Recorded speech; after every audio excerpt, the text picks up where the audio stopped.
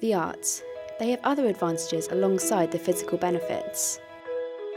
The arts are an activity that helps your physical well-being and makes you feel good. However, what many people forget is it also helps your mental well-being too. Researchers have discovered that while you take part in activities such as dance, it not only makes you sweat, but it also releases feel-good chemicals inside the body of a dancer. Someone who's benefited from dance is Jenny. Over the last few years, she has found dance as a way of escaping a tough period of her life.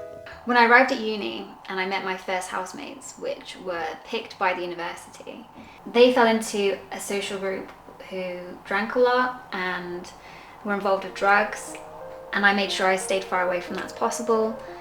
When they brought those drugs back home with them in the house that we were sharing together, I would ask them nicely to remove them from the house. Yeah, which is fair enough.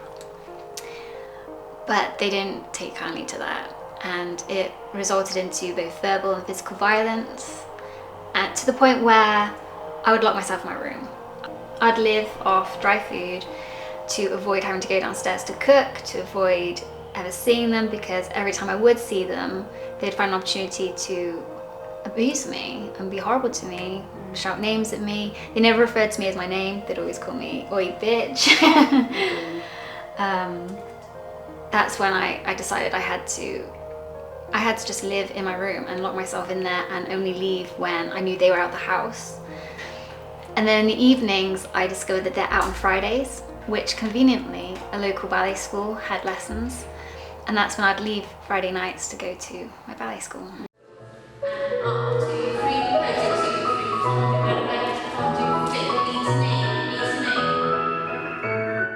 So ballet was something that I've always used as a way to escape from stressful situations and to meet new people, to socialise and escape from my studies. Without dance, I would have dropped out. It was the only place I could go. It was like a place of refuge that I could escape to whilst everything else was going chaotic. Jenny had to resit her first year at university as she didn't want to leave the house. She eventually moved to another flat where she was a lot happier. She thought everything was a lot better. However, in her second year, things took a turn for the worst when she had received bad news about her friend Luke. See, I went back home for Christmas and I saw my friends from college again, including Luke, who then took his life in January.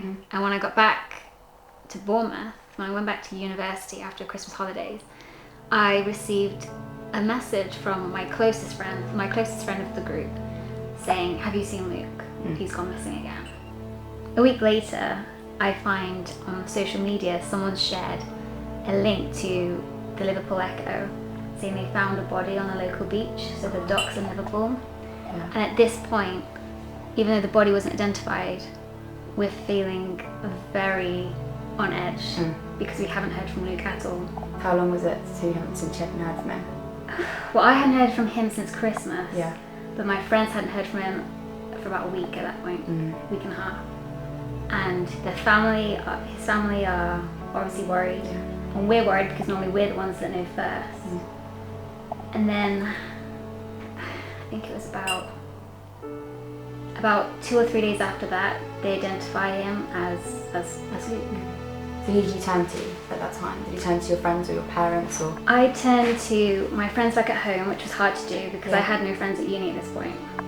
People were friendly with me, but I didn't have any friend I could go and sit to or even cry with.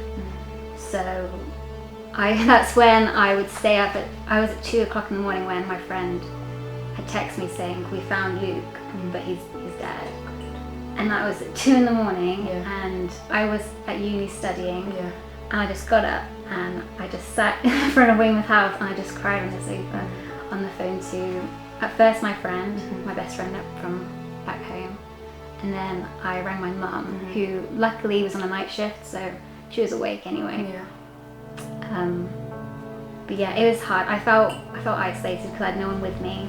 My home is like 2.5 hours away. And obviously you just moved house into your new house. Yeah.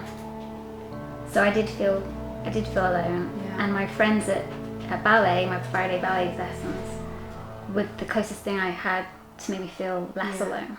Over 16 million people in the UK experience a mental health issue. With this figure on the rise and huge waiting lists for free treatment, many people are looking for other ways to help themselves. Marta, a drama therapist, explains how the arts is an alternative treatment. Drama therapy is a very gentle and non-direct way of approaching psychotherapy, and so it's not intimidating, and so particularly when people struggle to articulate what the problem is. Drama therapy doesn't just go and say, okay, let's talk about the problem. Drama therapy allows to kind of enter the issue from a side through the use of metaphor and symbolism, so that sometimes you go very, very quickly, very deep, because you are engaged in basically in playing, dancing, like other creative expressive techniques. When there is the bereavement like that and the trauma in a way,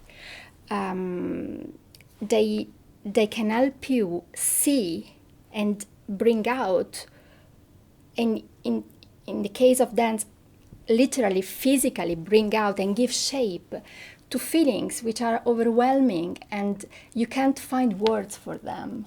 So when you can't find words for feelings, you need to use art. And using the body when the feeling can be so primitive and really felt deep inside us, I think it can bring a sort of catharsis and relief as a first thing. During Jenny's time at uni, she joined the Dance Society. This has given her a way of dealing with her mental health, and it has given her the chance to grow in confidence as she worked her way up to be president. It's helped with my welfare, it's helped with my confidence. I now know that I have a voice, and dancing has helped me with that, knowing that I too can have an opinion. Activities such as the arts really do benefit your mental well-being, and it should be something that people use as an alternative treatment to therapy. For more information, visit the NHS website.